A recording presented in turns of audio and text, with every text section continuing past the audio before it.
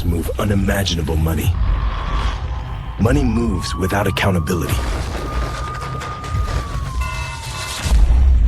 $9 billion in theaters now. Some breaking news out of Minnesota tonight. The fraud numbers just exploded again. Federal prosecutors now confirm at least $9 billion now. $9 billion has been stolen through Medicaid fraud schemes in Tim Walz state. $9 billion. And Elon Musk says that's just the tip of the iceberg. Now, we've been tracking this story as it unravels, and tonight it is accelerating. The FBI is conducting raids. 92 people have been indicted so far, and the First Assistant U.S. Attorney is calling this industrial-scale fraud. More than half the money in entire Medicaid programs was stolen. Now, this isn't just a few bad actors. This is systemic looting on a scale that defies comprehension. Now, let's be clear about what's at stake, because these are federal programs that are funded by your tax dollars. America is $38 trillion in debt. The middle class is struggling. Young people can't afford homes. And while that's happening, billions upon billions literally have been funneled through fake clinics, sham nonprofits, and phantom operations, draining the treasury dry. Right in Tim Walz's backyard and inside Ilhan Omar's domain. Reporters physically visited these sites. They found autism centers with no children, adult daycares with empty rooms, health services buildings with luxury cars parked outside but no patients inside. Paper operations, phantom services, real money gone. And all of it happened on Governor Tim Walz's watch. More than 480 state DHS workers say they warned leadership repeatedly.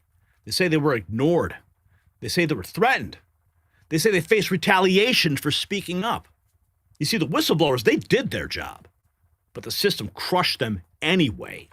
And $9 billion stolen, 92 indictments, FBI raids, the mainstream media is barely touching it, and that is why independent journalism matters. So before we move forward, I want to speak directly to you, the people who watch this show and keep us going every single day, because none of this would be possible without your encouragement, your comments, your prayers, your support, and your views.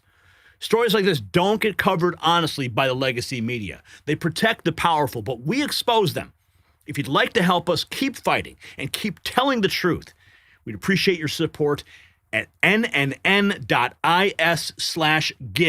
And if you can't donate, just share the video with someone who needs to hear it. Those shares make a massive difference. We're thankful for you, and we could not do this without you. Now, here's where it gets even worse. Investigative reporter Liz Collin personally visited dozens sites. Empty buildings, no services, but the billing kept flowing. And it's not just Medicaid. A Somali-founded NGO called Kajung received thousands and hundreds of thousands in taxpayer grants after its leader was already charged with fraud to the tune of millions. The money kept coming even after the charges. Meanwhile, reports are surfacing of clan-based power struggles imported directly into local politics. Did you hear me? Clan-based power struggles. It's affecting congressional races, mayoral elections, and public contracts. And here's a fact that should stop you cold. Minnesota does not verify the citizenship of candidates running for elected office. There's no guardrails. There's no verification. And billions are disappearing. Elections are compromised, and the people at the top are still in power. Like this guy, Tim Walz, 4 hours ago, panicking, revealing he's being informed huge amounts of federal dollars may be pulled from Minnesota because of the massive fraud. Tim Walz says CDLs, transportation funding, you name it, could all be pulled, and it should. Health is one of, I don't want to say the number, it's countless numbers. Every night I get an update on this of the threats to our federal money on everything we do. Because look, right now... the threats to our federal money. That's the biggest joke I've ever heard uttered by a politician who just watched $9 billion walk out of his state.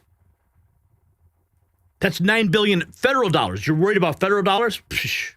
It's very clear. The entire federal government is weaponized against Minnesota. And the issues of things that should be states' rights, states to control, they're threatening us with this. And this is what happens when you have a floundering presidency, and it is about... Okay, yeah, okay. Orange man bad. Orange man bad. Orange man bad. You can see him short-circuiting there, right? That's pivot to orange man. Pivot to orange man. Those ballrooms and everything else. Now we're back on... Oh, and you're talking about the ballrooms? You're going to bitch about the ballrooms, dude? Come on now. You know that's privately funded, Timmy. Transgender folks, and these are healthcare providers providing the best guidance to parents and children to get their care. Yeah, nobody's even in this. The healthcare services buildings are empty. So we're assessing what it means. It's on every front. It's CDA. Yeah, the fraud is on every front. That's what you meant to say. You're being assaulted by the federal government. It's going to pull the funds. No. Don't play me, dude. It's transportation money. It's money across the board that they have weaponized. So is one That's money they've weaponized. Dude, you guys literally weaponized taxpayer dollars for the Somali terrorists. It's been revealed that there are clan wars going on among Somalis in Minnesota. Yes, the clans who have been transplanted from Somalia are now taking it to the streets of Somalia. That's why Mayor Jacob Frey was eating Somali slop. It applies to Ilhan Omar's U.S. House election, Frey's Minneapolis mayoral election. They brought their tribal ways here. Let's check in. This is a Somali American refugee explains what Somali clans are. Because she's one of these two that can run for president in Somalia. The other two can only run for Speaker of Parliament. And the 0.5, the minorities, really? Yeah, citizens of Somalia, minorities, they cannot run for office as we speak, and it's a formula. Name any elected Somali official, and they are all in the Darod clan. Ilhan Omar, she's that clan? Yes, she's the Darod. Is Ilhan Omar advantaged in getting Somali votes in Minnesota because she is Daron Way? Did I say it right? Because she's one of these two major clans. Wow. Certainly. Yep. Her clan predominantly lives in Minnesota and the Minneapolis-St. Paul area. That's a fact. Okay. And there are other clans. That's her clan. Yep. Okay, hold on. Minnesota is largely this clan. Who knew this? Oh my goodness. And another layer of insanity to the whole thing. The clan wars are there inside Minnesota. And guess what? Ilhan Omar sits at the top of it all. Good God. Is Omar Fatah the guy that ran for mayor in Minneapolis? Would he also be of the same clan as Ilhan Omar? Yep. Do you remember when Minneapolis had a mayoral election? This was a few weeks ago. Jacob Frey was running against Omar Fatah. And the Somalis split up between clan lines. Because his clan was basically campaigning for him, for Omar. And the other Somalis who were not in the Darod clan were campaigning for Jacob Frey. And it was very evident on all social media. Yeah. I guarantee Democrats know this. I guarantee Jacob Frey was playing to the other Somali clans. Definitely did. Now, Autism went on. Who knew that? Oh, man, peel back the onion a little bit more. Holy cow. Since we're having some laughs here, we should play Senator Kennedy because this guy is just a laugh a minute. But when he makes his jokes, they sting. Autistic. This one makes you want to throw up in a potted plant. Makes me want to stick my head in an oven. So they started going to parents in the Somali community and saying, can we call your child autistic? Can we certify that your child is autistic? If you'll let us do that, we'll pay you a bribe, anywhere from $400 to $1,500 a child. It's deeply disgusting. I mean, it is clown world on steroids. It makes me want to knee someone in the groin. But the politicians in Minnesota let this happen. It is disgusting, Mr. President. These people ought to all be put in jail, including the politicians. To the powers that be, pretty please, with sugar on top. I'll add a cherry. I've even got an old McDonald's McRibs coupon somewhere. I'll throw that in the mix too. This one makes you want to throw up in a potted plant. God, I love that guy. Man, he is legit. I want your autograph, sir. Minnesota does not verify the citizenship of candidates. Man, Minnesota, you got some problems up there. I thought Illinois was bad. Damn. Minnesota does not verify the citizenship of candidates running for elected office, says Anna. Lock up the ones that manipulated the system. Requires us, and in fact, they didn't verify her citizenship, and they actually don't. So how do you verify their citizenship if they're foreign-born? But that's outside of our realm. There's no authorization in the statutes for us to follow, double check on people, verify their status and things like that. They sign the affidavit. That's the certification statement, and that's just the way it is right now. There is no law that requires us, and in fact, because there is no law telling us to do that, we would be violating the laws by checking up on people. We don't verify everybody is a citizen. We don't verify everybody is a citizen. We don't verify everybody is a citizen. Okay, everyone, you just heard it. When a candidate goes to file to run for an elected office, the state is not verifying U.S. citizenship. And Ilhan Omar's citizenship might just soon be revoked if that birth certificate thing, that little investigation they're doing up there in D.C. pans out. Wall Street apes, don't let this story die. Minnesota Governor Tim Walz must be held criminally accountable, he writes. Over 480 DHS workers in Minnesota say he covered it all up. Check this out. This is Carolyn Fippen. Jobs. Wow. Over 480 DHS workers in Minnesota say Governor Walz covered up years of Somali-linked fraud, totaling over $1 billion. Whistleblowers say Walz retaliated against them by threatening their jobs. These workers say that they repeatedly warned the governor about exploding fraud schemes, but were then subject to increased monitoring, intimidation, and retaliation from their own governor. In how many other states has this been occurring? These are federal programs. These are our federal tax dollars. We are $38 trillion in debt. The middle class is struggling. Our young people can't afford homes, and foreigners, supported by Democrats, are looting the treasury. This is not okay. They're looting the treasury, folks. The Somalis in Minnesota are looting the treasury. That's a fact. That is a fact. In Minnesota, fraud has been legalized. Elliot Engen, the elected leaders responsible for exposing it and preventing it, are currently enabling it. Hennepin County's $21 million contract with Nexus is just another example of that. Let's listen. This fraud. So I'm going to give you guys a little insight as to how some of this fraud has actually been legalized. Oh boy. And it's going on right under our noses via unethical behavior allowed for by unethical legislation that basically makes it so that this fraud can never actually be seen, tracked, or anybody held responsible for having engaged in it.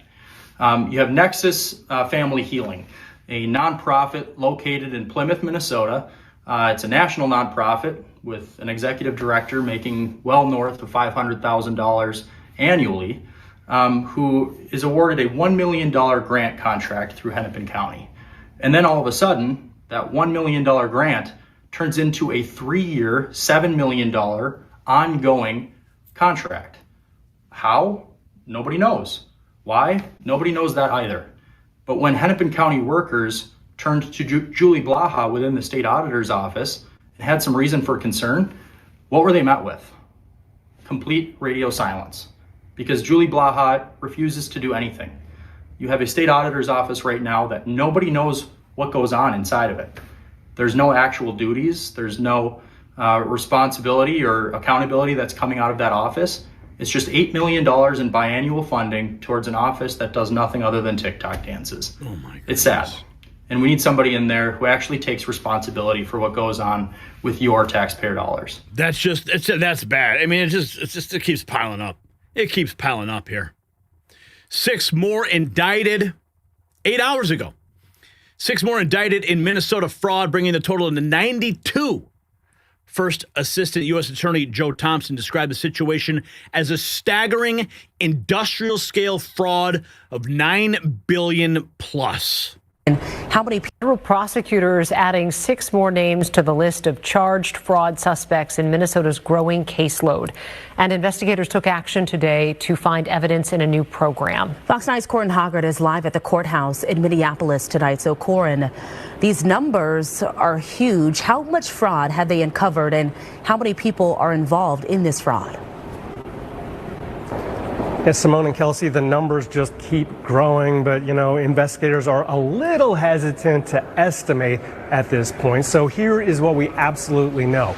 Prosecutors have charged 92 people connected to 3 different programs in child nutrition, in autism, and in housing stabilization services. The total amount of proven fraud in those programs at this point is about $350 million. But prosecutors say that is just the tip of the iceberg. There is a whole lot more. And, there are 14 programs that the state says are high risk. And prosecutors say those programs doled out about $18 billion since 2018, and they say a significant chunk of that money is fraud. And we asked First Assistant U.S. Attorney Joe Thompson to kind of specify what he meant by a significant amount. He said that means at least half, in his eyes, could be fraud. So half of $18 billion is about $9 billion, so the fraud could be $9 billion or even more. If that's the case, this $350 million that we have seen proven so far indeed is just the tip of the iceberg. In fact, just 1/25th of the iceberg. Federal prosecutors adding 6 more. They keep digging their hole even deeper. This was 24 hours ago. The magnitude of fraud cannot be overstated. When I said that, it wasn't. I spoke in the fall about the iceberg I saw ahead. Something's fraud that's much larger than what's been visible to the public. Now, to be clear, let me just make it clear who this is. This is the U.S. Attorney, Assistant U.S. Attorney. Because I think I spoke in the fall about the iceberg I saw ahead. Something's fraud that's much larger than what's been visible to the public. When I said that, it wasn't hyperbole or rhetoric, it was a warning. And today I want to talk and I want to show here a sense of what that iceberg looks like, because I think people deserve to know what that is and how big this problem is, because we can't solve the problem until we grapple with the size of it. So the Center for Medicare and Medicaid Services pulled the claims data for these 14 programs dating back to 2018. And those 14 programs in Minnesota have cost $18 billion since 2018, and more than $3.5 billion in 2024 alone. So that's a sense of the magnitude of the problem. These are the 14 Medicaid programs, which is just a part of Medicaid, these waivered services that have been flagged as having issues with program integrity and fraud. Now, I'm sure everyone is wondering how much of this $18 billion was fraud. It's not the $1 million question, that's the $18 billion question.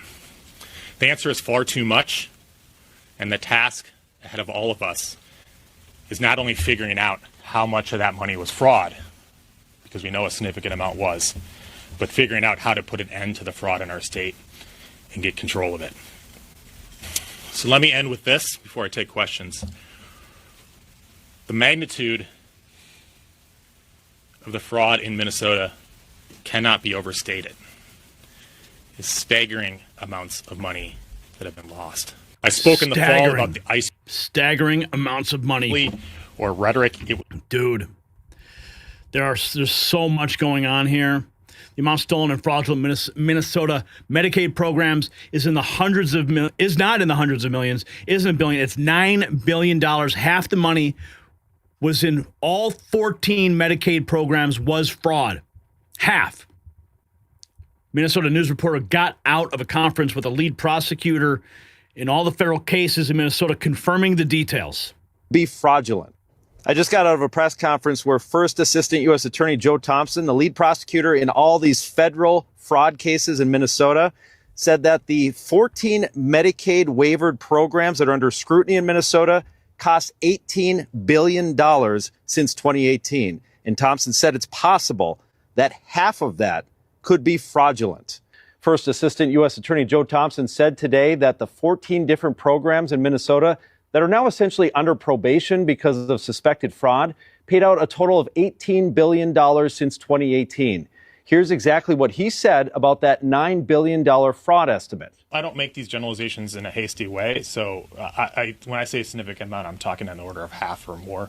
But we'll see. When I look at the claims data and the providers, I see more red flags than I see legitimate providers, and overwhelmingly so. So you're saying you have reason to believe more than half of that $18 billion likely represents fraud? I'm saying that's very possible, yes. Thompson made these statements as he announced charges against 6 new suspects in the various fraud cases. One of them, Thompson called fraud tourism. Wow. Because he says the 2 suspects came here from Philadelphia because of Minnesota's reputation for easy money. They're accused of stealing $3.5 million, claiming to offer housing stabilization services. Okay, let's pivot now. Let's pivot because we're learning that under 8 U.S.C. 1451, for which there is no statute of limitations, the citizenship of Ilhan Omar can be civilly revoked if it's proven that she obtained citizenship through fraud in violation of 18 U.S.C. 1425 and 18 U.S.C. 1015. There is evidence, even the White House going and putting out the message, showing the birth certificates, saying that it is all under investigation right now. This is the flow of the family, of the Omars, the asylum, everything. If you want, I'll bring it up here. You can pause the screen if you want to take a closer look. But this is what it is. Pause it if you want. This is the Ilhan Omar did marry her brother, reveals Somali community leader. USC 1451, revocation of naturalization. A civil statute allows for the revocation of citizenship when it is found to have been illegally procured. These are the allegations. Megyn Kelly explaining how she could be deported, how Ilhan Omar could be deported. Has run.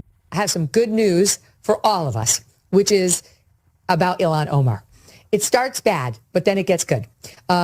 She married her brother, allegedly, so that he could get into the country and be here, like an immigration matter. Trump keeps saying that she married her brother so she could get in. That's not it. She was already in. She was brought in by her dad when she was young, under 18. But she did reportedly, allegedly, marry her own brother so that he could come into the country, and then divorced him and got remarried to her own ex-husband, I think is how it went, because this is all a fraud to get her brother here. Legal Insurrection, which is a great website, tells me the statute of limitations has run on that claim, that immigration fraud claim with the brother, if indeed it happened. However, because Tom Homan was on Fox saying that they're looking into this brother thing with Ilhan Omar. That's the best news we've heard. I'm thrilled that DHS is actually looking into it. So if the statute of limitations has run on the brother situation, still it should be exposed and documented. There is the possibility that she's still in trouble because now they think, okay, let me just read the following. And they're citing this Matt Tardio on X. Ilhan Omar claims that she obtained her citizenship when her father was naturalized in 2000, just months before her 18th birthday. But there's a problem. No record has been found of his naturalization paperwork. In response to a FOIA request for her father's N-400 paperwork filed by A.J. Kern in June of 2023, the National Records Center was unable to locate any filings under his name. Question, can she be denaturalized and deported if this is substantiated? Answer, yes. If fraud was involved in her father's alleged naturalization, then her citizenship could be on the chopping block because that would be immigration fraud by the dad that would affect her. And that would be a political earthquake, Dave Smith, that if she's not a U.S. citizen, she can't be a U.S. House member, and she could be deported. I mean, like, I just want to give you that little nugget going off into the That's the best news I've heard all day. Now, you see, the assistant U.S. attorney said it plainly. The magnitude of this fraud cannot be overstated because it's staggering. More than half of all 14 Medicaid programs in Minnesota were fraudulent. Not 10%, not a quarter, more than half. Senator Kennedy called it clown world on steroids. Said it makes him want to stick his head in an oven. And still no indictments for the political figures who presided over it all. Tim Walz remains in office. Ilhan Omar remains in office and a citizen. But the raids continue, the numbers keep climbing, and the question burning through America tonight is simple. Where are the consequences for the people at the top? See, Minnesota isn't just embarrassed tonight, it's exposed. $9 billion stolen through industrial-scale fraud. 92 indictments and counting, FBI raids on health services buildings, and a governor whose administration ignored more than 480 whistleblowers who tried to sound the alarm. They were threatened, they were monitored, they were silenced. Meanwhile, the money kept flowing to fake clinics and phantom operations and sham nonprofits, and reporters found empty buildings with luxury cars parked outside. No patients, no services, just billing. Tim Walz was almost vice president of the United States. Now his state is ground zero for the largest fraud exposure in American history. Elon Musk says this is only the tip of the iceberg. Federal prosecutors say the magnitude cannot be overstated, and still the people at the top remain in power. So here's my question. Should Tim Walz resign immediately? Yes or no? Let me know in the comments. And do you think Ilhan Omar should self-deport using the CBP One Home app? Let's hear your thoughts. And gear up at the next News Merch Shop. It's linked in the description. The system controls information. Information control is power. They don't want you to see this. The truth only survives together. They don't want this shared. Share this now.